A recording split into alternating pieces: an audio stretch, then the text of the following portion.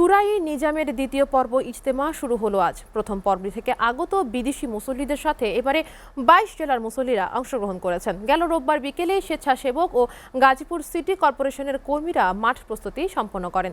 এদিকে ইজতেমা নির্বিঘ্ন ও শান্তিপূর্ণ করতে আইনশৃঙ্খলা বাহিনীর পক্ষ থেকে নেওয়া হয়েছে ৫ স্তরের নিরাপত্তা ব্যবস্থা। গাজীপুর প্রতিনিধির প্রতিবেদন।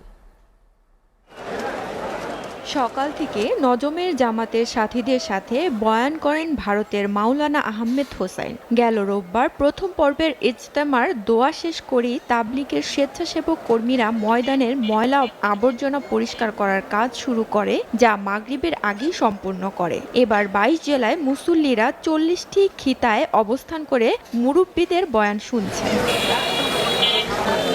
৭৬টি দেশ থেকে প্রায় ৩,০৫০ জন বিদেশি মেহমান এখনও বিদেশি খিতায় অবস্থান করছেন। দিনের দাওয়াতে মহান আল্লাহ তাআলাকে রাজি খুশি এবং ইসলামের প্রতি মেহনত করে আল্লাহ তাআলার সন্তুষ্টি অর্জনই মুসল্লিদের চাওয়া।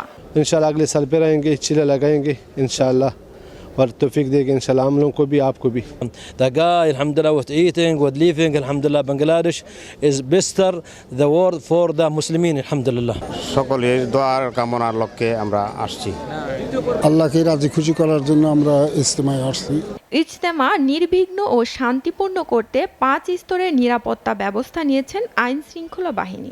আমরা সিসি ক্যামেরার আওতায় সমস্ত মাঠটি নিয়ে এসেছি। আমরা মোবাইল পার্টি রেখেছি, আমরা এখানে স্থির ডিউটি রেখেছি, পিকেট ডিউটি রেখেছি, চেকপোস্ট রেখেছি।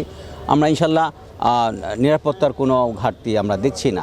এবারে ইজতেমার আয়োজন নিয়ে মুসল্লিরা সন্তোষ প্রকাশ করলেও দুই গ্রুপের হিংসাত্মক বিভাজন থেকে মুক্তি চেয়েছেন তারা। SATV news desk.